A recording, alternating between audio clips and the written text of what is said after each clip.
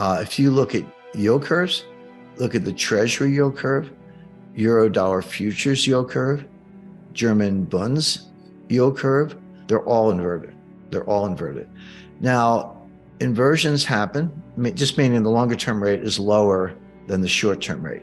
We're seeing something globally we've never seen before. And it is the best single indicator of a recession. The last time we saw anything like this was in 2007, just ahead of the 2008 financial catastrophe. So the stock market's saying it's all good, Goldilocks, soft landing, Fed's going to get the memo, they're going to cut rates, the pivot, and buy stocks. The bond market is saying, no, this is bad, and it's going to get worse, and it's actually too late for the Fed to do anything about it. See, when these inversions start, sometimes they're a year forward, like, hey, look at the Eurodollar futures yield curve a year from now, man, that thing is inverted. But what happens is, as you get closer to the actual thing you're worried about, the inversion gets nearer and nearer. Now it is literally a month away or less. So that's like a big red siren, flashing light, whatever you want to call it. Okay, whatever your baseline is, probably treasuries, 2-year notes or 5-year notes or whatever, they will come down a lot. Not right away. We may still be a month or two away on this, but they'll come down a lot. And then corporate yields will go up a lot because of the recession, because of deterioration, increased bankruptcies, reduced revenues, et cetera. So those spreads will blow out. And it's important to remember, interest rates are a lagging indicator. Everyone's like, well, how could interest rates be going up if we're in a recession? The answer is, as you get close to recession, who figures it out first? Well, the Fed figures it out last. They're usually the last to know. Wall Street is second last to know. The people who figure it out first are actual business people, entrepreneurs, restaurant owners, dry cleaners, taxi drivers, or even medium-sized businesses. They see it. If you're in the trucking business, it's real time.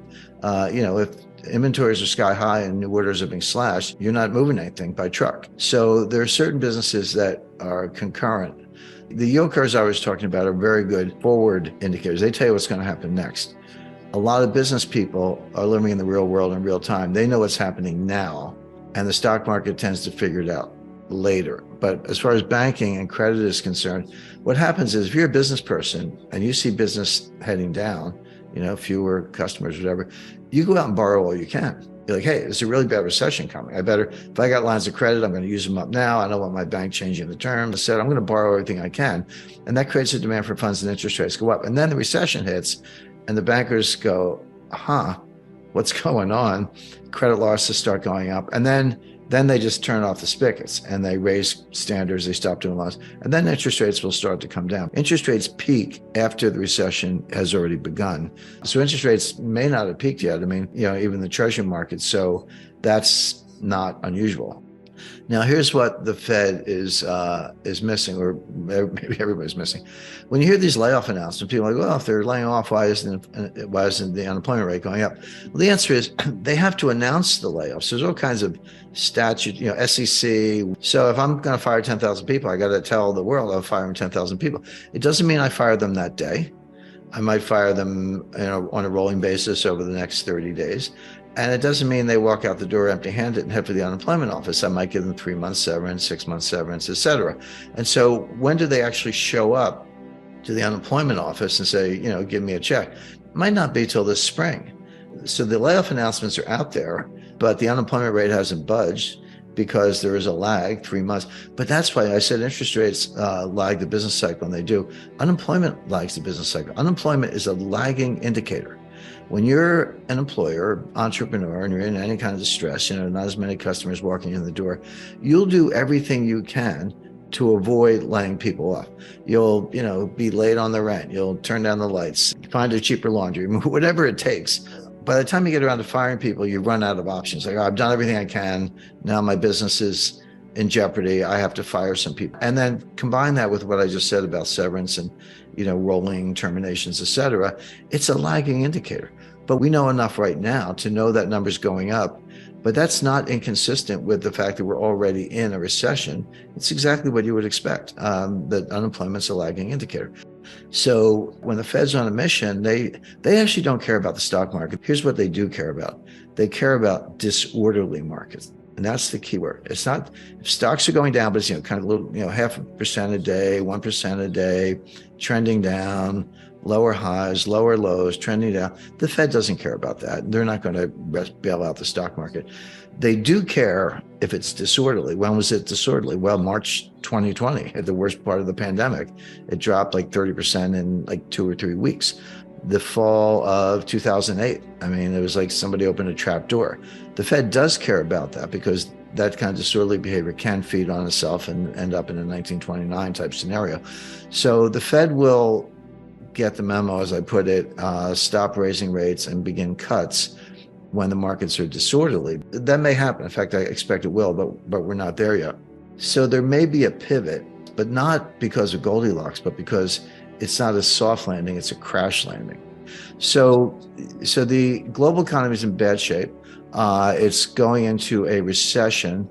Now, a lot of people have said that, we're going to have a recession as if it's no big deal, but they're expecting a mild recession. I see a much more severe recession. Now, the other half, what does this mean for financial markets? And there, the best way I've been able to explain it, imagine you're in an Irish pub and you got 3 Irish storytellers. And I'm part Irish, so I can talk about the Irish, but they're telling 3 different stories, and you got to listen to each one. So there's the Fed story, the market story, and then there's something called reality, what's actually happening. So stock market's telling us Goldilocks, bond market's telling us, here comes, Hurricane Mitch or whatever. And then there's what I call the reality. And I guess I'm the storyteller here, but what I see is a kind of a hybrid. The Fed's doing what they're doing, right or wrong. Okay, they're doing what they're doing. The market has their own interpretation. I agree with the market, certainly the bond market, that the Fed has probably over-tightened, and they may pivot. To say that there could be a rate cut, maybe, I wouldn't rule that out, but for a really bad reason. In other words, if the Fed cuts rates, which they may, the pivot may be real. It's not because they engineered a soft landing and Goldilocks and everything. Oh, that's just right. It's because they screwed up as usual, as they've been doing since 1913. They over-tightened and they found out too late. And then they have to slam on the brakes or take the foot off the brake, if you will, in terms of rate hikes, and then pivot. And we've seen this movie before. This is exactly what happened in 2018. The stock market dropped 20%. It's like 19.9 or something on the Dow, so maybe not technically a bear market, but yeah, what's the difference? It dropped 20%. The Fed was tightening into that collapse. The Fed tightened on December 16th, 2018, only like 8 days before the Christmas Eve massacre. And after most of the 20% collapse had already happened, they tightened one last time. So what it shows you is that when the Fed's on a mission, they actually don't care about the stock market, this whole, Bernanke put and Greenspan put and all that. That's not how it works. They don't care that much about the stock market level.